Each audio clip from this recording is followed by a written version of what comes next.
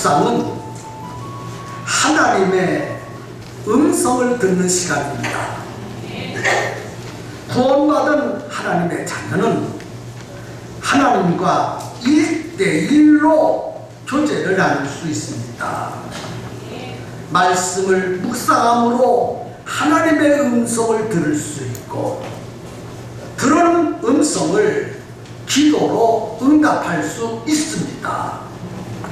이것이 묵상이며 교제입니다. 묵상은 하나님의 음성을 듣는 시간입니다. 묵상 시간은 성경을 공부하는 시간이 아닙니다. 그래서 주석이나 참고 서적을 참고해서는 안 됩니다. 잘 깨닫지 못하더라도, 이해가 안 되어도 다른 서적을 참고해서는 안 됩니다. 하나님의 음성을 듣기만 해야 합니다. 다른 책을 보고 깨닫는 것은 나에게 주시는 말씀이 아닙니다. 묵상은 다른 사람이 아닌 하나님으로부터 내가 음성을 직접 듣는 시간입니다. 단 한마디만 깨달아도 거기에 귀를 기울여야 합니다. 그 한마디의 음성이 나에게 주시는 하나님의 음성입니다. 우리 하나님은 우리 각자의 수준을 잘 압니다. 그래서 각자의 수준에 맞도록 말씀하십니다. 영적으로 어린아이 상태에 있는 사람은 어린아이 수준에서 말씀하시고, 영적으로 장성한 사람은 장성한 수준에서 말씀하고 계십니다. 그러므로 하나님께서 각자 자기에게 들려주시는 음성을 들을 수 있어야 합니다. 하나님은 지금도 사랑하는 자녀들에게 말씀하고 계십니다. 묵상을 통해서 말씀하고 계십니다. 성경의 기록이 완성된 지금은 묵상을 통해서 하나님의 음성을 들어야 합니다. 그래서 말씀을 묵상함으로 하나님의 음성을 듣는 일에 훈련받아야 합니다. 가끔씩 교회 안에서 문제를 일으키는 사람들이 있습니다. 예언하는 사람들입니다. 물론 지금도 필요하면 하나님은 직접 말씀하실 수도 있습니다. 하지만 보통 하나님의 말씀을 묵상할 때 하나님은 그 묵상을 통해서 우리에게 말씀하십니다. 그러므로 예언이라든지 통역이라는 것은 참으로 조심해야 합니다. 예언과 통역은 개인적으로 국한시켜야 합니다. 하나님의 음성은 말씀을 들을 때 완전한 음성을 들을 수 있습니다. 무엇을 보았다, 무엇을 들었다 하는 사람은 자기가 보고 자기가 들은 것을 하나님의 말씀으로 해석할 수 있어야 합니다. 자기가 보고 자기가 들은 것을 정확하게 하나님의 말씀으로 해석할 수 없다면 하나님으로부터 보여준 것도 아니고 하나님으로부터 들려준 것이 아닙니다.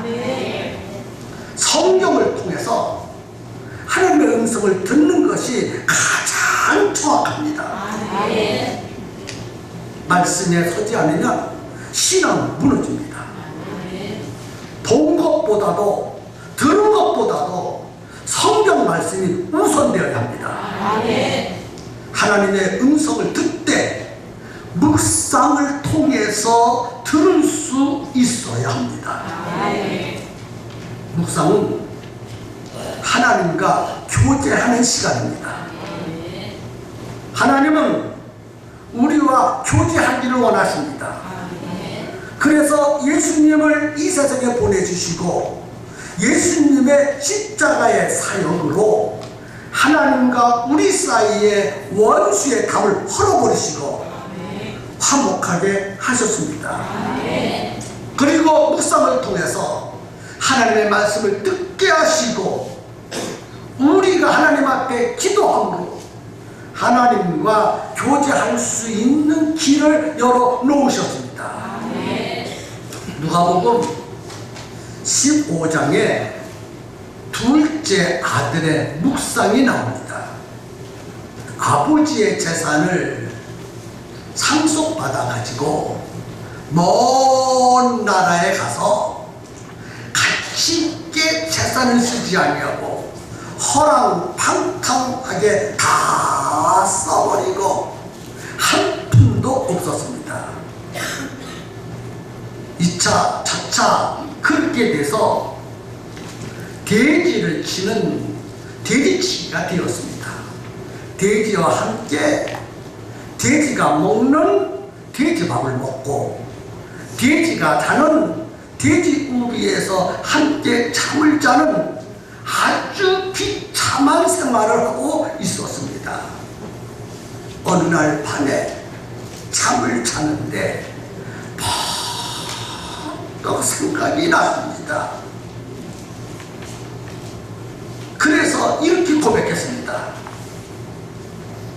내 아버지에게는 양식이 풍족한 품꾼이 얼마나 많고 나는 여기서 굶어 죽고 가고 있구나.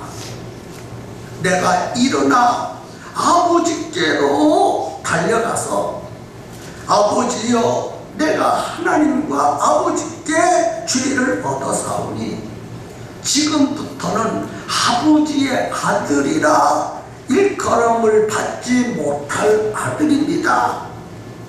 나를 품꾼의 하나로서 주시옵소서. 그리고 벌떡 일어나 아버지께로 돌아갔다고 했습니다. 아버지가 문을 열고 둘째 아들이 돌아오는 모습을 보고 맨발로 뛰어나가서 부둥지 않고 자랐다 내 아들아. 그리고 목욕을 시키고 좋은 옷을 입히고 산진송아지를 잡고 동네 사람들 다 불러 모으고 아들이 돌아온 기쁨을 함께 누렸다고 했습니다. 둘째 아들의 묵상입니다. 돼지 우리에서 묵상했습니다. 과거에는 아버지 집이 얼마나 좋은지 아버지 사랑이 얼마나 좋은지를 몰랐습니다. 그런데 가지고 간 재산을 다 날린 다음에 비참한 환경에 빠져 죽어갈 즈음쯤 되어서 그때서야 비로소 아버지를 생각했습니다. 아버지 집을 생각했습니다. 바로 묵상했다 그 말입니다. 오늘 우리의 묵상도 둘째 아들과 같은 묵상이 이루어졌으면 참 좋겠습니다. 내가 왜 이렇게 되었지? 내 인생이 왜 이렇게 실패하고 고생스럽지? 아, 그렇구나. 하나님을 떠나서 하나님 없이 나 혼자 살다 보니까 이렇게 되었구나. 사탄 마귀에게 속아서 이렇게 내가 고생하고 실패하고 비참하고 정말 보잘것없는 사람이 되었구나. 내가 아버지께로 돌아가리라. 우리 품만에 돌아가니라. 그리고 하나님 품만으로 돌아가는 것이 묵상이라는 거예요. 묵상은 하나님의 말씀으로 흔들이 서는 시간입니다. 성도 여러분, 교회에서 문제를 일으키는 사람이 누군지 아십니까? 교회에서 문제를 일으키는 사람은요, 묵상하지 않는 사람입니다. 묵상을 통해서 하나님의 음성을 듣고 움직여야 하는데, 묵상을 하지 아니하니 하나님의 음성이 들려오지를 않아요. 성경을 읽어도 묵상하지 않으면 하나님의 음성이 들려오지 않습니다. 성경을 공부해도 묵상하지 않으면 하나님의 음성 듣기가 어려워요.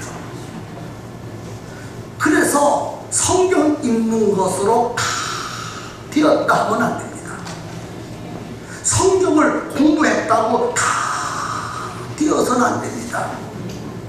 제자 교육을 받았다고 해서 되어지는 것은 아닙니다. 성경을 읽을 때 그 말씀으로 묵상해야 되고, 성경을 공부할 때 그 말씀으로 묵상해야 되고, 제자 교육을 받을 때 그 교육의 내용을 가지고 묵상을 해야 합니다. 그래서 묵상할 때 하나님의 음성으로 들려오게 됩니다. 그래서 음성으로 들으면 음성대로 살아갈 수 있어요. 근데 묵상을 하지 아니하니 하나님의 음성을 들을 수가 없어요. 하나님의 음성을 듣지 못하기 때문에 신앙생활을 자기 생각대로 하고 자기 방법대로 합니다. 하나님의 일을 자기 생각대로 하고 자기 방법대로 합니다. 그래서 모든 것을 자기 생각과 자기 방법으로 판단합니다. 자기 생각에 맞지 아니하면, 자기 방법에 맞지 아니하면 모든 것이 다 잘못됐다고 생각합니다. 조심해야 돼요. 이런 사람은 자기 생각에 맞지 않으면 하나님도 잘못됐다고 판단하기 쉬워요.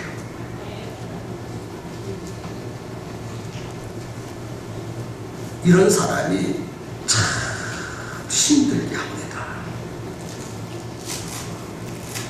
자기 생각대로 자기 방법대로 하는 사람들 때문에 목회가 그렇게 힘들어요.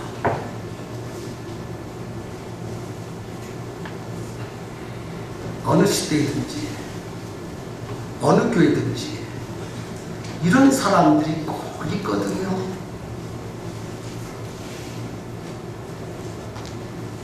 이 시간 내가 그런 사람이 아닌가 생각해 보세요. 묵상하지 않고 하나님의 음성을 듣지 않는 사람은 신앙생활을 해야 하잖아요. 신앙생활을 포기할 수는 없잖아요. 하나님의 일을 해야 하잖아요. 구원받은 하나님의 자녀가 하나님의 일을 안 하면 안 되잖아요. 그런데 묵상을 통해서 하나님의 음성을 듣고 그대로 신앙생활하고 그대로 하나님의 일을 해야 하는데, 묵상하지 않으니 하나님의 음성이 들려오지 않고, 그러기 때문에 자기 생각대로 신앙생활해요. 자기 방법대로 신앙생활해요. 그래서 내 생각에 맞으면 잘하는 것이고 내 생각에 맞지 않으면 잘못됐다고 말합니다. 정말 이런 사람 때문에 힘들어요. 이런 사람들 때문에 교회가 어렵고 때가 가기 힘듭니다.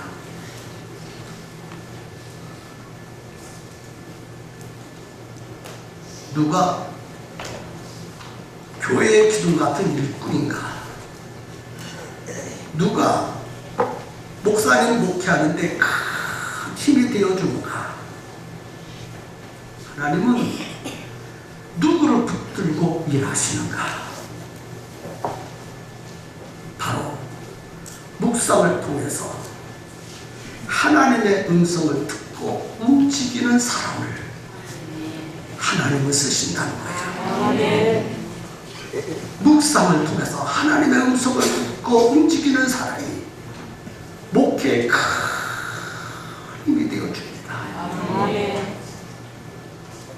과연 여러분 묵상을 통해서 하나님의 음성을 듣고 움직입니까? 아니면 내 생각대로 내 방법대로 그렇게 신앙생활을 하고 있습니까? 우리 각자 자신을 이 시점에서 판단해 봐야 돼요. 우리 교회가 이 시대의 주역이 돼야 되고 이 시대에 앞서가는 교회가 돼야 되거든요. 뒤에서 다른 소리 해가지고 교회를 어렵게 만든다든지 목회를 힘들게 만들어서는 안 됩니다. 그런 때가 아니거든요. 지금 우리 팽성교회가 이 시점에서 그렇게 옛날처럼 그런 방법으로 해서는 안 된다는 거예요.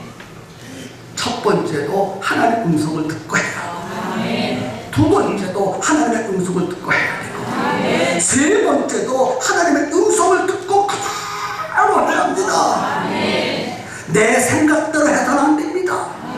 내 방법대로 해서는 안 됩니다. 여러분 생각보다, 여러분 방법보다 더 큰 것이 하나님의 음성입니다. 교회는 철저하게 하나님 음성 듣고 움직여야 돼요.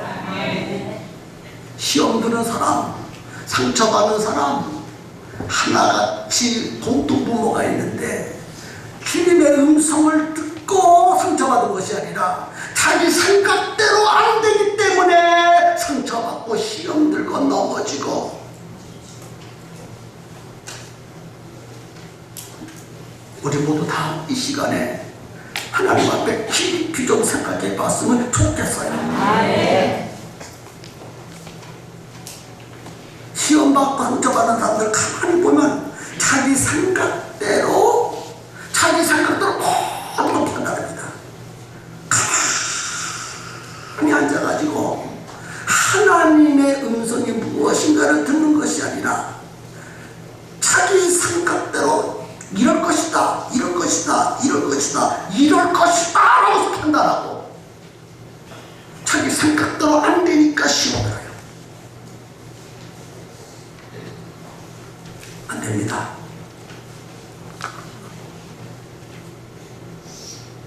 가만히 앉아서 자기 생각을 할 것이 아니라 하나님의 말씀을 깊이 묵상해야 돼요. 하나님의 음성이 들려올 때까지 묵상해야 돼요. 성경을 훑어놓고 하나님의 음성이 들려올 때까지 깊이 묵상하고 움직여야 합니다.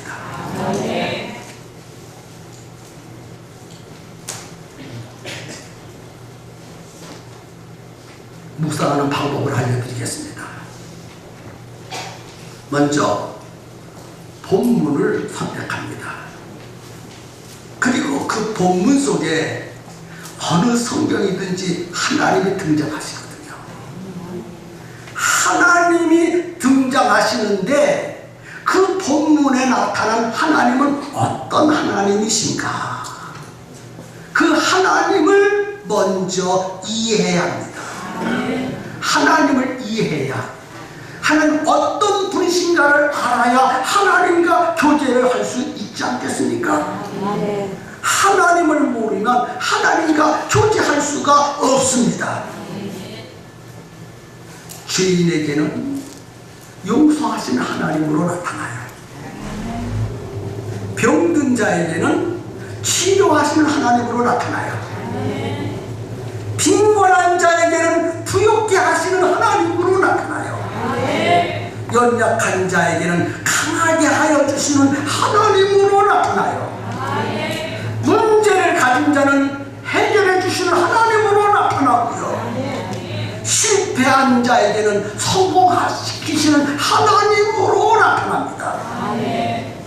이와 같이 수없이 성경은 하나님이 등장하고 계신데 그 본문마다 그 하나님이 어떤 하나님인가를 바로 알아야 합니다. 그리고 그 본문을 통해서 나에게 주시는 하나님의 사랑과 은혜와 감사가 무엇인지를 깨달아야 합니다. 여러분, 기독교는 행위가 아니고 관계입니다. 하나님과 나와의 사랑의 관계입니다. 묵상은 행위에 포커스를 맞추는 것이 아니라 하나님의 사랑과 은혜와 감사의 포커스를 맞추는 것입니다. 하나님과 내가 살아가기 위해서 만나는 시간이 묵상입니다. 묵상은 왕명을 받는 것이 아니라 하나님의 사랑의 음성을 듣는 시간이에요. 하나님의 사랑의 음성을 듣는 시간이 묵상의 시간입니다. 지금까지 많은 사람들이 묵상을 해왔고 하고 앞으로 할 것입니다. 그런데 지금까지의 묵상은 본문을 통해서 내가 어떻게 살아야 하는가, 내가 어떻게 살아야 하는가에 초점을 맞추어서 묵상을 했습니다.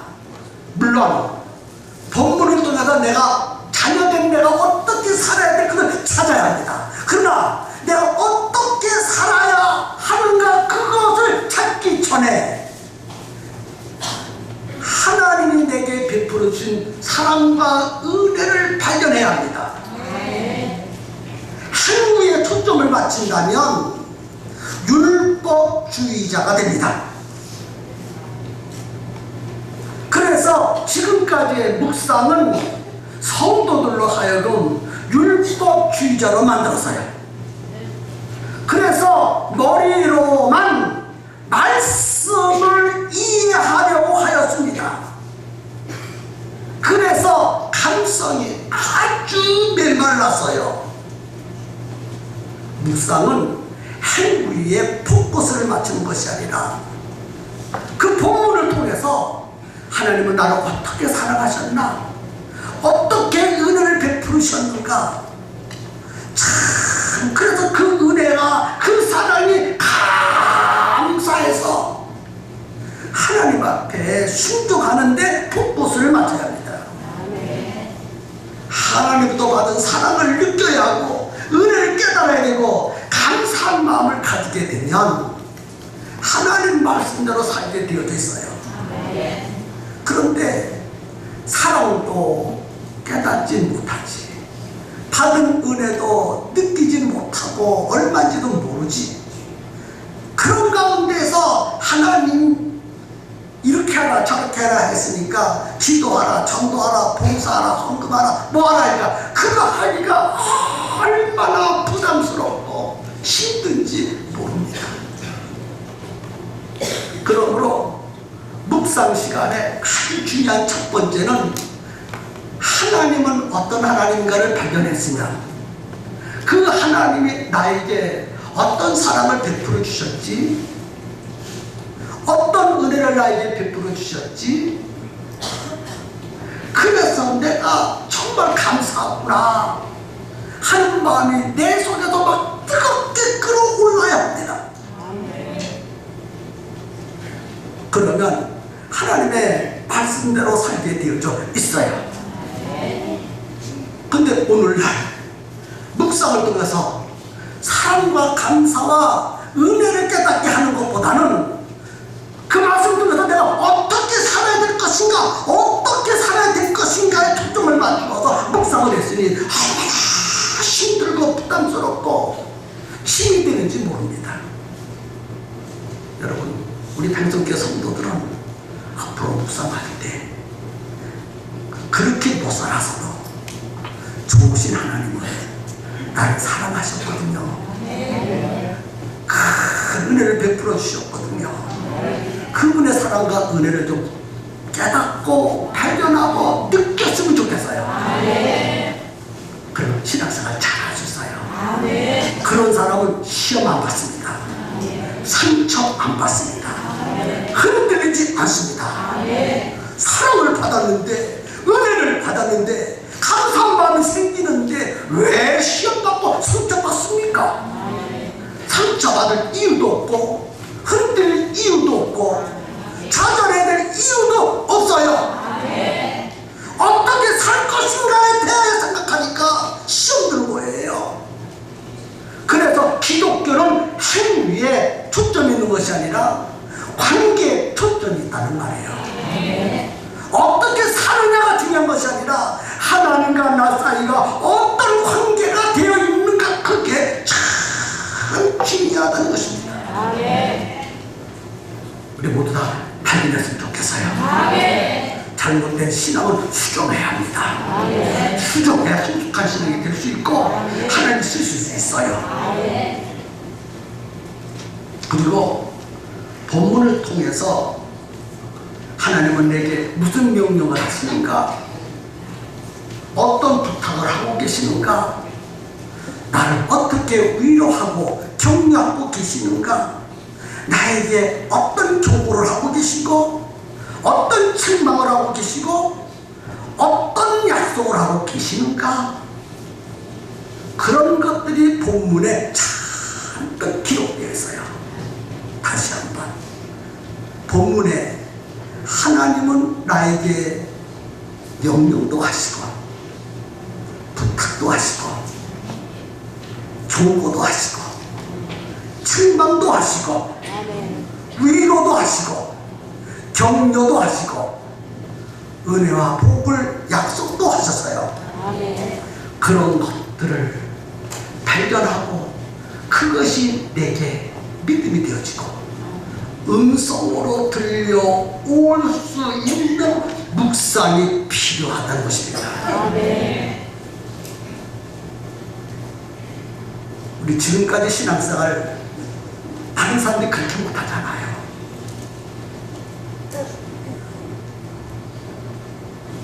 묵상의 시간에 취해야 될 몇 가지가 있어요.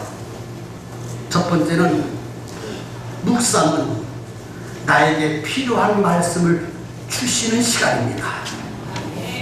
그래서 묵상할 때는 하나님을 내 앞에 모셔놓고 묵상해야 돼요. 내 앞에 계신 그 하나님으로부터 음성을 들으려고 해야 돼요. 그리고 들은 음성을 지식으로 끝나면 안 되고 생활 속에서 열매로 나타나야 합니다. 두 번째는 다른 사람에게 하시는 말씀이 아니라 나에게 하시는 말씀으로 받아들여야 합니다. 이 말씀은 김 집사님에게 해당되는 말씀이야. 저 말씀은 조 집사님에게 해당되는 말씀이야. 그렇게 말씀을 띄어서 생각하지 말고 김 집사님이나 조 집사님에게 하시는 말씀이 아니라 내게 하시는 말씀으로. 어떤 사람은요, 축복은 전부 자기에게 하신 말씀이고 책망은 전부 다른 사람이 하시는 말씀인 것처럼 생각하고 있어요. 축복이든 책망이든 모두 다 내게 하시는 말씀으로 받아들여야 할 줄로 믿습니다. 마지막으로 묵상을 할 때 자기 합리화를 시키지 말아야 합니다. 이건 예를 들어야 될 것 같아요. 어느 교회가 두 파로 갈라졌어요. 두 파 다 금식을 하면서 철야를 하면서 기도하고 있었어요. 얼마나 철야 기도했는지, 얼마나 기도했는지 눈이 빨개질 정도로 두 파가 다 이쪽 파 저쪽 파 눈이 밝게 짙도록 금식하고 기도하고 찬양했어요. 한 파는 본당을 차지하고 예배를 드리고 한 파는 교육관에서 예배를 드립니다. 두 파 다 물어봤습니다. 똑같이 다 예수님을 믿는데요. 다 같이 예수님의 십자가의 보혈을 믿는데요. 성령의 역사를 믿고 서로 사랑한다고 말해요. 그런데 왜 갈라졌어요? 똑같이 믿으면 하나가 돼야 되지. 똑같이 믿는데 왜 갈라졌습니까?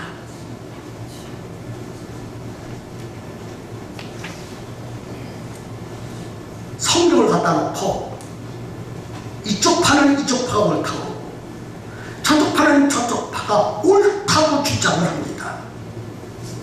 분석해보니까 본질과 비본질이 무엇인지를 모르고 다투고 싸운 거예요.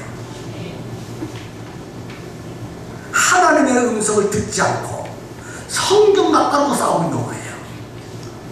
네가 옳으니 내가 옳으니 참으로 안타까운 일입니다. 그래서 오늘날 하나님의 음성을 듣지 않고 얼마나 많은 사람을 정죄하는지 모릅니다. 20살이면 10살을 정죄하고 10살은 20살을 정죄하고 얼마나 많은 남을 정죄하는지 몰라요. 자기가 정죄를 받아야 하는데 자기는 의롭고 상대편이 죄인이라고 정죄했습니다. 근데 하나님 말씀하시기를 네가 죄가 있구나 라고 말하고 있어요. 성경을 놓고 자기 합리화, 자기를 합당하게 생각하지 말라고 말이에요. 자기를 미화시키지 말라고 말이에요. 하나님 앞에 진실해야 하지 않습니까? 이제 말씀을 마치겠습니다. 우리 모두 묵상을 통해서 하나님의 말씀을 바로 들어야 합니다. 그리고 하나님과 깊은 교제를 나누고 하나님이 베푸신 사랑과 은혜를 충분하게 느끼시고 감사로 하나님 앞에 보답해야 합니다. 이런 신앙생활 다 할 수 있기를 주님의 이름으로 축원합니다.